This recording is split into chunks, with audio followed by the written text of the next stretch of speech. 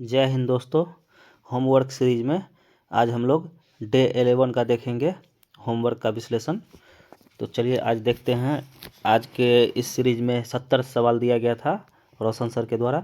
यह दिनांक 10/2/2025 को आयोजन हुआ था। तो चलिए देर न करते हुए इसे स्टार्ट करते हैं।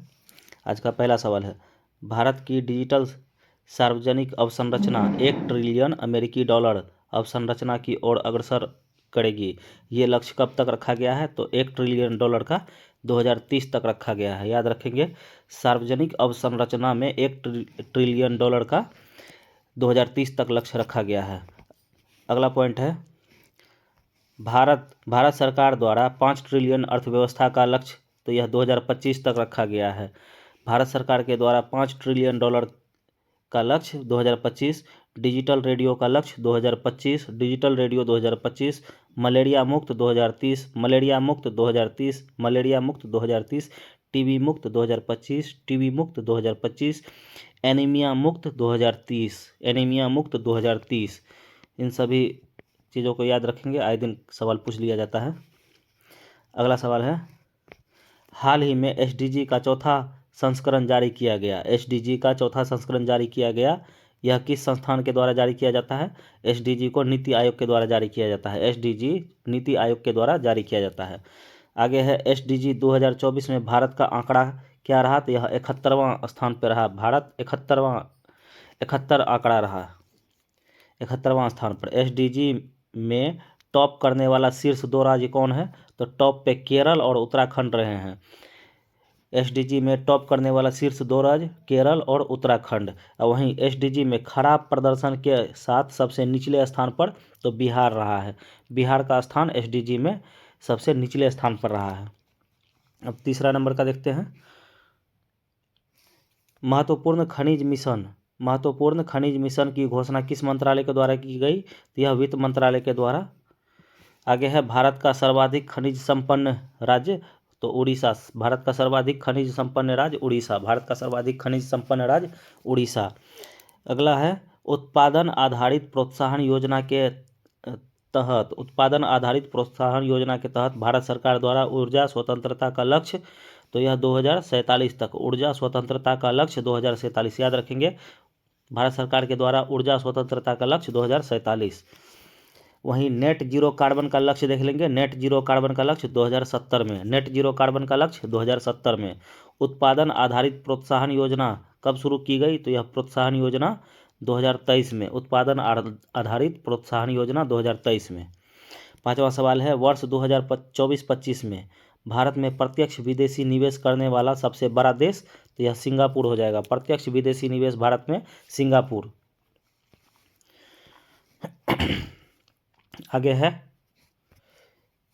आगे देख लेते हैं, सिंगापुर की किस कंपनी के द्वारा भारत में सर्वाधिक निवेश किया गया? तो यह कैपिटल इन्वेस्टमेंट कंपनी हो जाएगा। सिंगापुर की कैपिटल इन्वेस्टमेंट कंपनी के द्वारा भारत में सर्वाधिक निवेश किया गया। छठा नंबर का सवाल है, आरबीआई द्वारा निर्धारित लक्ष्य के अनुसार कब तक भारत की डिजिटल अर्थव्यवस्था का जीडीपी में योगदान 20% तक होगा? तो यह 2026 तक हो जाएगा। जीडीपी का योगदान 20% तक 2026। जीडीपी में योगदान 20% तक 2026। अगला देखते हैं, मौद्रिक नीति किस संस्थान के द्वारा? तो मौद्रिक नीति आरबीआई के द्वारा जारी किया जाता है। आरबीआई के द्वारा मौद्रिक नीति जारी किया जाता है। हाल ही में किस कंपनी को महारत्न का दर्जा गया? तो यह हिंदुस्तान एरोनॉटिकल लिमिटेड को दिया गया है। HAL को, हिंदुस्तान एरोनॉटिकल लिमिटेड को यह 14वां महारत्न कंपनी है। आगे देखते हैं, भारत में महारत्न कंपनियों की कुल संख्या, तो यह 14 हो जाएगा। महारत्न कंपनियों की संख्या 14, और वहीं नवरत्न कंपनियों की संख्या तो 23 हो जाएगा। नवरत्न कंपनी 23, महारत्न 14, नवरत्न 23। और सबसे नवीनतम महारत्न हिंदुस्तान एरोनॉटिकल लिमिटेड। आगे देखते हैं, उपग्रह आधारित टोल प्रणाली किस संस्थान के द्वारा घोषणा किया गया? तो यह इसरो के द्वारा। टोल जो है सड़क पे लिया जाता है, टोल टैक्स, तो उपग्रह आधारित टोल प्रणाली इसरो के द्वारा। उपग्रह आधारित टोल प्रणाली इसरो के द्वारा। अब आगे देखते हैं 9 नंबर में, जन आरोग्य योजना 2018 के तहत प्रति परिवार कितना वार्षिक राशि मुहैया कराया गया? तो यह 5 लाख रुपया जन आरोग्य योजना के तहत 5 लाख रुपया। जन आरोग्य योजना 2018 का है योजना है, इसमें 5 लाख का प्रावधान किया गया है। 76वें गणतंत्र दिवस पर किस राज्य की झांकी को सर्वश्रेष्ठ झांकी का अवार्ड मिला? तो यह उत्तर प्रदेश की झांकी को, उत्तर प्रदेश की झांकी जो कि महाकुंभ की झांकी थी, इसे सर्वश्रेष्ठ अवार्ड मिला है। पदार्थ की 5वीं अवस्था तो Bose Einstein condensation, Bose Einstein condensation. 12 number में देखते हैं, 12 में है पूर्वी पश्चिमी गलियारा। पूर्वी पश्चिमी गलियारा और उत्तर दक्षिणी गलियारा एक दूसरे को किस स्थान पर काटती है? तो यह उत्तर प्रदेश के झांसी में काटती है। पूर्वी पश्चिमी गलियारा और उत्तर दक्षिणी गलियारा उत्तर प्रदेश के झांसी में एक दूसरे को काटती है। जननायक के नाम से प्रसिद्ध तो यह कर्पूरी ठाकुर हो जाएगा। इन्हें हाल ही में मरणोपरांत भारत रत्न से सम्मानित किया गया। अब आगे देखते हैं 14 नंबर में, 14 का देख लेते हैं।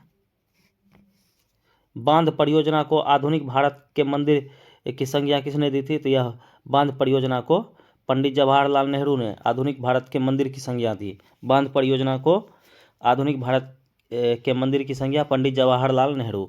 अनुच्छेद 21 प्राण और दैहिक स्वतंत्रता का अधिकार। अनुच्छेद 21 में प्राण और दैहिक स्वतंत्रता का वर्णन किया गया है। संविधान के किस मौलिक अधिकार के तहत आता है? तो यह स्वतंत्रता के अधिकार के तहत आता है। वहीं देखेंगे 14 से 18 तक समानता का अधिकार और 19 से 21 तक स्वतंत्रता का अधिकार। तो अनुच्छेद 21 स्वतंत्रता के अधिकार के तहत आता है।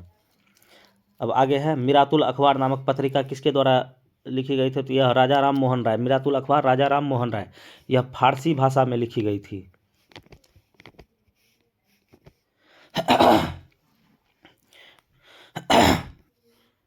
मिरातुल अखबार फारसी भाषा में लिखी गई थी।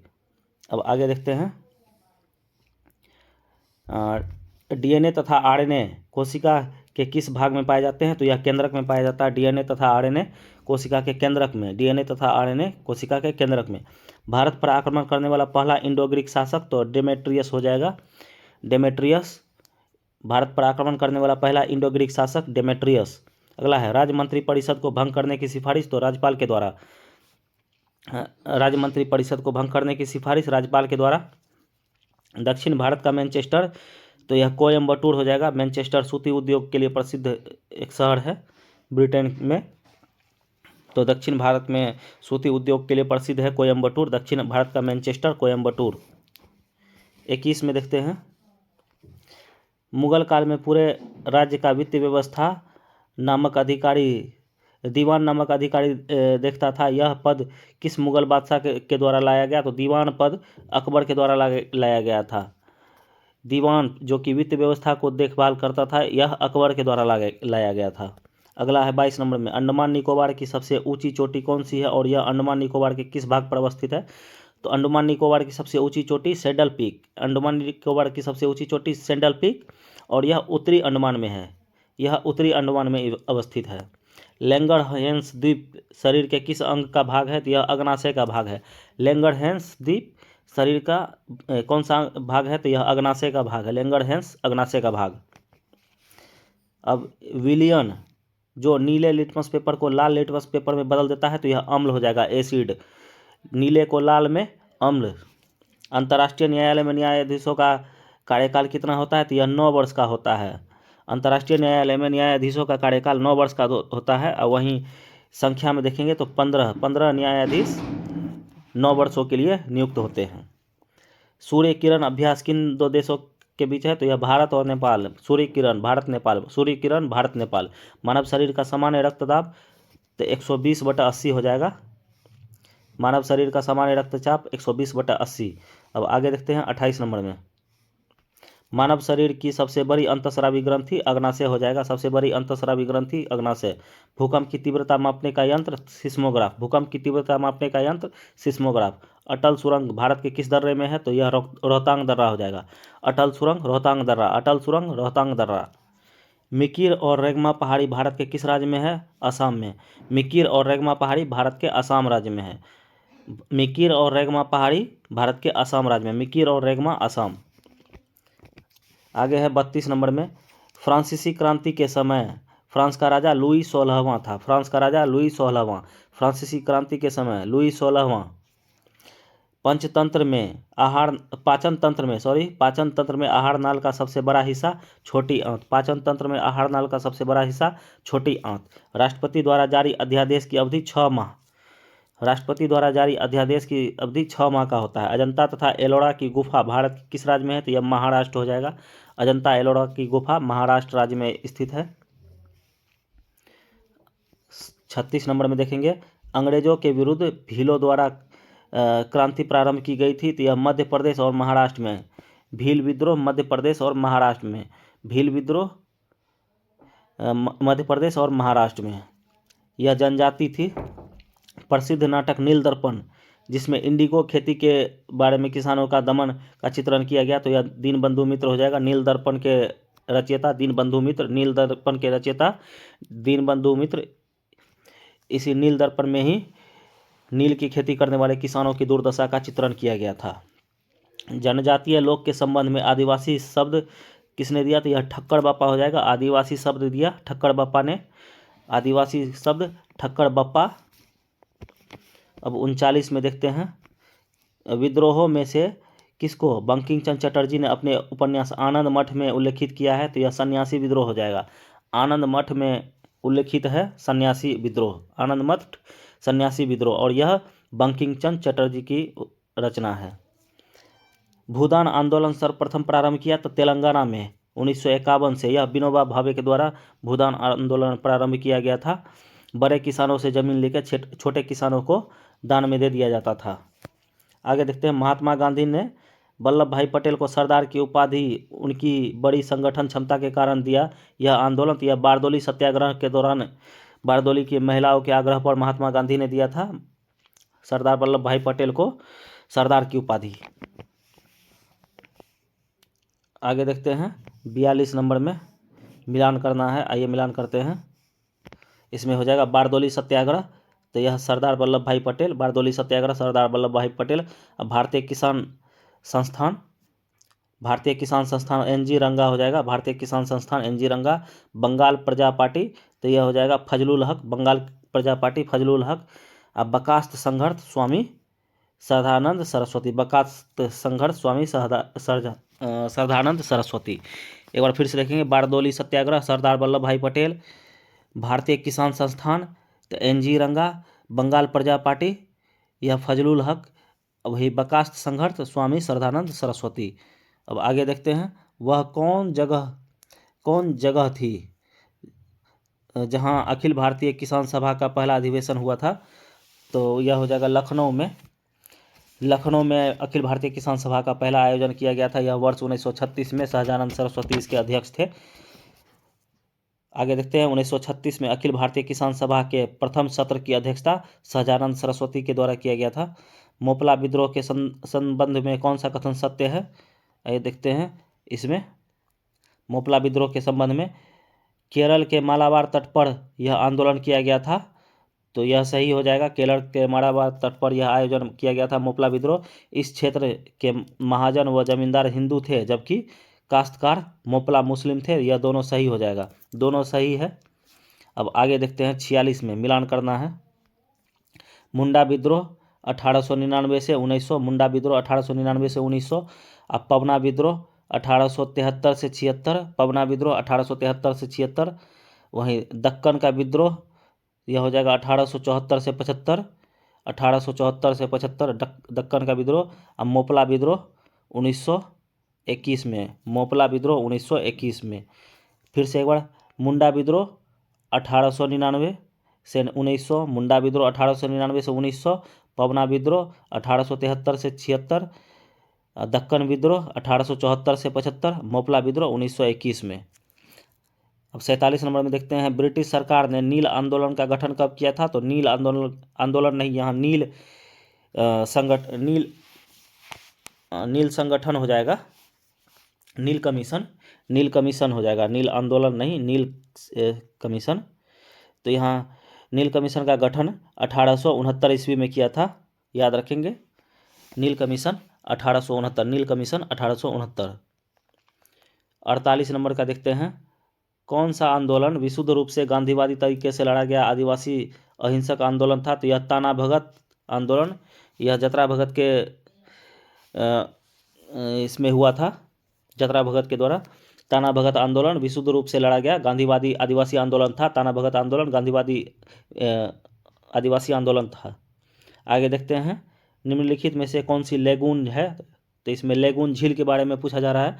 तो इसमें चिल्का झील और पुलिकट झील, ये दोनों लेगून झील है। चिल्का झील और पुलिकट झील दोनों लेगून झील है। 1 और 2 दोनों सही हो जाएगा। आगे है, मानव निर्मित गोविंद सागर झील का संबंध किस परियोजना से है? तो यह भाखड़ा नंगल परियोजना से है। गोविंद सागर झील भाखड़ा नंगल परियोजना, गोविंद सागर झील भाखड़ा नंगल परियोजना हो जाएगा। इसमें आगे देखते हैं 51 नंबर में, निम्नलिखित में से कौन सी मीठे पानी की झील है? तो मीठे पानी की झील वुलर झील, वुलर झील मीठे पानी की झील है। उसके बाद उससे थोड़ा सबसे ज़्यादा मीठे पानी की झील तो ये वुलर झील हो जाएगा। उसके बाद बड़ा पानी और लोकटक, ये तीनों मीठे पानी की झील हो जाएगा। और इसमें सबसे मीठे पानी की झील वुलर झील है। अब आगे देखते हैं 52 में, 52 में मिलान करना है। लोकटक झील, लोकटक झील उत्तराखंड में, लोकटक झील उत्तराखंड में। और चिल्का झील उड़ीसा, चिल्का झील उड़ीसा। भीमताल, भीमताल का हो जाएगा उत्तराखंड, भीमताल उत्तराखंड। पुलिकट झील आंध्र प्रदेश तमिलनाडु की सीमा पर, पुलिकट झील आंध्र प्रदेश तमिलनाडु। फिर से एक बार, लोकटक झील उत्तराखंड, लोकटक झील उत्तराखंड। चिल्का झील उड़ीसा, चिल्का झील उड़ीसा। भीमताल उत्तराखंड, भीमताल उत्तराखंड। पुलिकट आंध्र प्रदेश तमिलनाडु। आगे है, बिहार की वह झील जिसे बिहार सरकार, बिहार का पहला रामसर स्थल घोषित किया। तो यह कांवर ताल झील हो जाएगा, जो कि बेगूसराय में है।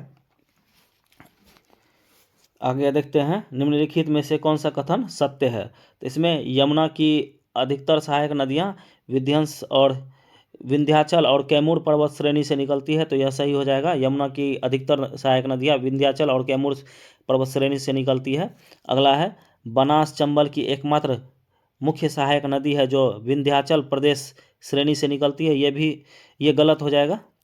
बनास चंबल की एकमात्र मुख्य सहायक नदी है जो विंध्याचल प्रदेश श्रेणी से निकलती है, यह गलत है। अगला है, चंबल नदी अपने उत्खनन वाली भू आकृति के लिए प्रसिद्ध है। तो यह सही हो जाएगा। इसमें सही उत्तर हो जाएगा 1 और 3, 1 और 3 सही है, 1 और 3 सही है। आगे 55 का देखते हैं, रामसर में शामिल होने वाले भारत की पहली झील। तो यह चिल्का झील, जो कि उड़ीसा में है। चिल्का झील उड़ीसा में 1981 में इसे शामिल किया गया रामसर में, 1981 में। नीचे दिए गए कथन पर विचार कीजिए।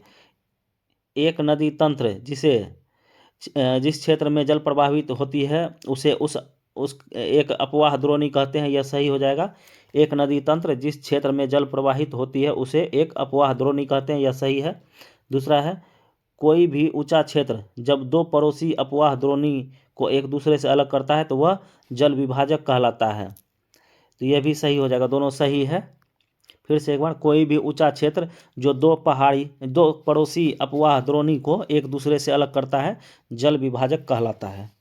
57 का देखते हैं, 57 में देखते हैं, निम्नलिखित में से कौन सा युग्म सही नहीं है? इसमें गलत को ढूंढना है। तो आइए देखते हैं, गलत को ढूंढते हैं। दुलहस्ती, यह चिनाब नदी पर सही है। रिहंद हो जाएगा। केन, ये गलत है। रिहंद केन नहीं, रिहंद उत्तर प्रदेश में है। रिहंद नदी पर रिहंद, इसमें गलत को ढूंढना है तो यही हमारा सही हो जाएगा। जबकि दुलहस्ती चिनाब ये सही है। और पंचेट बांध, यह दामोदर नदी पर, यह भी सही है। टिहरी बांध भागीरथी नदी पर। फिर से एक बार, दुलहस्ती चिनाब नदी पर, रिहंद बांध उत्तर प्रदेश में रिहंद नदी पर, अब पंचेत बांध दामोदर नदी पर, टिहरी बांध भागीरथी नदी पर। 58 का देखते हैं, निम्नलिखित में से कौन सा युग्म सही नहीं है? इसमें भी गलत को ढूंढना है। देखते हैं, बाली मेला इंद्रावती, बाली मेला इंद्रावती बांध है। बाली मेला बांध इंद्रावती नदी पर। नागार्जुन सागर बांध कृष्णा नदी पर। वहीं नीरा बांध, तो यह महाराष्ट्र में है, नीरा नदी पर। नीरा बांध महाराष्ट्र में नीरा नदी पर, यह गलत है। और राणा प्रताप सागर बांध चंबल नदी पर। तो ये तीनों सही है, इसमें गलत को ढूंढना था, गलत यही है। सी हमारा सही आंसर हो जाएगा, नीरा बांध जो कि महाराष्ट्र में है। फिर से एक बार देख लेते हैं, बाली मेला बांध इंद्रावती नदी पर और नागार्जुन सागर बांध कृष्णा नदी पर। नीरा बांध महाराष्ट्र में, नीरा नदी पर, राणा प्रताप सागर बांध चंबल नदी पर। अब अगला देखते हैं, कौन सी नदी मैकाल रेंज से नहीं निकलती है, तो यह ताप्ती हो जाएगा। ताप्ती नदी मैकाल रेंज से नहीं निकलती है, ताप्ती नदी सतपुरा रेंज से निकलती है। ताप्ती नदी सतपुरा रेंज से निकलती है, जबकि मैकाल रेंज से सोन नर्मदा महानदी, मैकाल रेंज से सोन नर्मदा महानदी निकलती है, ताप्ती रेंज सतपुरा रेंज से निकलती है। अब आगे देखते हैं 60 नंबर में मिलान करना है। तो कोलेरू आंध्र प्रदेश में, कोलेरू आंध्र प्रदेश, नक्की राजस्थान, रूपकुंड उत्तराखंड, परशुराम कुंड अरुणाचल प्रदेश। 61 का देखते हैं, निम्नलिखित कथन पर विचार कीजिए तथा नीचे दिए गए कूट की सहायता से सही उत्तर का चयन करना है। तो इसमें से हो जाएगा, झीलें स्थिर जल का संचयन करती है, झीलें स्थिर जल का संचयन करती है, यह सही है। झीलें चारों ओर थल से अवरुद्ध होती है, यह भी सही है। आगे है, कैस्पियन सागर विश्व की सबसे बड़ी झील है, यह भी सही है। चिल्का झील भारत की सबसे बड़ी झील है, यह भी सही है। इसमें चारों कथन सही है। झीलें स्थिर जल का संचयन करती है, झीलें चारों ओर से थल से अवरुद्ध होती है, कैस्पियन सागर विश्व की सबसे बड़ी झील है, चिल्का झील भारत की सबसे बड़ी झील है। याद रखेंगे, भारत की सबसे बड़ी झील चिल्का झील और वहीं विश्व की सबसे बड़ी झील कैस्पियन सागर झील है। अब आगे है 62 नंबर में, निम्नलिखित कथन पर विचार कीजिए तथा नीचे दिए गए कूट की सहायता से सही उत्तर का चयन करना है। इसमें भारत में भाखड़ा सबसे ऊंचा बांध, भाखड़ा नंगल बांध सबसे ऊंचा बांध है, तो यह सही है। भारत में भाखड़ा नंगल बांध सबसे ऊंचा बांध है। भारत में चिल्का झील सबसे बड़ी खारे पानी की झील है, यह भी सही है। भारत में लोकटक झील मीठे पानी के, तो यह लोकटक झील नहीं हो जाएगा। भारत में मीठे पानी की झील वुलर झील जम्मू कश्मीर में है, ये उत्तर भारत की हो जाएगा। लोकटक झील उड़ीसा, लोकटक झील मणिपुर में है, सॉरी माफ़ करेंगे, लोकटक झील मणिपुर में है, ये उत्तर पूर्व भारत की झील है। जबकि भारत में कहा जाएगा तो भारत में जम्मू कश्मीर में है, मीठे पानी की झील है वुलर लेक, तो यही गलत हो जाएगा, गलत का चयन करना था। तो सही 1 और 2 सही है, 1 और 2 सही है। आगे 63 में देखते हैं, भारतीय संविधान की प्रस्तावना में कौन सा शब्द दर्शाता है कि भारत किसी भी बाहरी नियंत्रण से मुक्त है, तो यह संप्रभुत्व संपन्न का अर्थ होता है किसी भी बाह्य देश का कोई भी प्रभाव, कोई भी दबाव भारत के ऊपर नहीं है। भारत अपना निर्णय स्वयं ले सकता है, आंतरिक या बाह्य कोई भी निर्णय भारत स्वयं ले सकता है, इसीलिए भारत संप्रभुत्व संपन्न शब्द है। इसी शब्द को प्रस्तावना में दर्शाया गया, भारतीय संविधान के प्रस्तावना में संपन्न, प्रभुत्व संपन्न, इसी शब्द को देखते हुए हम कह सकते हैं भारत किसी बाहरी नियंत्रण से मुक्त है। अगला है 64 में, उद्देश्य प्रस्ताव को किसने आगे बढ़ाया जिसके बाद में भारत के संविधान में प्रस्तावना के रूप में रूपांतरित किया गया, तो यह पंडित जवाहरलाल नेहरू के द्वारा हो जाएगा। उद्देश्य प्रस्ताव को पंडित जवाहरलाल नेहरू ने दिया था। आगे है 65 नंबर में देखते हैं, निम्नलिखित में से किसने भारतीय संविधान की प्रस्तावना को संविधान का कुंजी कहा, तो यह अर्नेस्ट बार्कर ने कहा था। प्रस्तावना को भारतीय संविधान की कुंजी अर्नेस्ट बार्कर ने, प्रस्तावना को भारतीय संविधान की कुंजी अर्नेस्ट बार्कर ने। अब 66 नंबर में देखते हैं, निम्नलिखित में से कौन सा कथन सत्य नहीं है, इसमें गलत को ढूंढना है। देखते हैं, भारतीय संविधान के लागू होने की तिथि 26 नवंबर 1949, तो यह गलत है। भारतीय संविधान को लागू किया गया था 26 जनवरी 1950 को। धर्मनिरपेक्ष शब्द को 42वें संविधान संशोधन द्वारा जोड़ा गया, यह सही है। 42वां संविधान संशोधन 1976 में हुआ, तो यह भी सही है। भारतीय संविधान में सामाजिक, आर्थिक व राजनीतिक न्याय को रूस की क्रांति से लिया गया, यह भी सही है। तो इसमें तीनों सही है, बी, सी और डी, बाकी ए गलत है, तो गलत को चुना था, गलत ए नंबर आंसर हो जाएगा। 67 में देखते हैं, निम्नलिखित में से कौन सा कथन सत्य है, सत्य को देखना है। बेरुबारी केस में सुप्रीम कोर्ट ने कहा था कि प्रस्तावना संविधान का भाग नहीं है, यह सही है। बेरुबारी में सुप्रीम कोर्ट ने कहा था प्रस्तावना संविधान का भाग नहीं है। अब वहीं केशवानंद भारती केस में सुप्रीम कोर्ट ने यह माना कि प्रस्तावना संविधान का भाग है। यह भी सही है, तो दोनों सही हो जाएगा, बाकी नीचे का ये गलत है। भारतीय संविधान की प्रस्तावना को कनाडा के संविधान से लिया गया, तो यह प्रस्तावना को कनाडा के संविधान से नहीं लिया गया है। तो सत्य कथन 1 और 2, ए और बी दोनों सही है। आगे देखते हैं 68 में। 68 नंबर में देख लेते हैं इसमें देख लेंगे भारतीय संविधान की प्रस्तावना को कनाडा से नहीं अमेरिका से लिया गया है। भारतीय संविधान की प्रस्तावना को अमेरिका के संविधान से लिया गया है। अब 68 नंबर में देखते हैं 26 नवंबर 1949 को अंगीकृत भारतीय संविधान की प्रस्तावना में शब्द शामिल नहीं था, तो इसमें पंथ समाजवादी, पंथ निरपेक्ष और अखंड था। यह तीनों शब्द शामिल नहीं था। इसे 42वां संविधान संशोधन 1976 के तहत जोड़ा गया था, तो यही तीनों नहीं था, यह तीनों नहीं था, तो गलत यही तीनों हो जाएगा। 1, 2 और 3 भारतीय मूल संविधान में नहीं था। इसे 42वां संविधान संशोधन के तहत जोड़ा गया। अब 69 में देख लेते हैं निम्नलिखित जोड़े पर विचार कीजिए। आर्द्रभूमि और नदियों का संगम देख लेंगे। तो हरिकेन आर्द्रभूमि या व्यास और सतलज नदी के संगम पर है। हरिकेन व्यास और सतलज नदी के संगम पर है। और वहीं केवलादेव घाना राष्ट्रीय उद्यान, तो यह केवलादेव यह राजस्थान में है। केवलादेव राष्ट्रीय घना उद्यान यह राजस्थान में है। और कोलेरू झील यह आंध्र प्रदेश में है, तो दोनों गलत है। 2 और 3 गलत है, केवल 1 सही है। हरिकेन आर्द्रभूमि व्यास और सतलज नदी के संगम पर है। अब आगे आज का अंतिम सवाल 70 नंबर का देखते हैं। केवलादेव राष्ट्रीय उद्यान किस वर्ष यूनेस्को विश्व धरोहर में शामिल किया गया था? यह 1985 में शामिल किया गया था। केवलादेव राष्ट्रीय उद्यान को वर्ष 1985 में शामिल किया गया था। यह राजस्थान के अलवर जिले में स्थित है। इसके साथ ही 11वां दिन का टोटल 70 सवाल को करवा दिया गया। आशा करता हूँ कि इसके पहले 1 से लेकर 10 तक को आप लोगों ने 2-3 बार रिवीजन किया होगा, ताकि आने वाले एग्ज़ाम में हम लोग काफ़ी अच्छा प्रदर्शन कर सके। चैनल को सब्सक्राइब कर दीजिएगा ताकि आने वाला हर वीडियो आप तक पहुंच सके। धन्यवाद।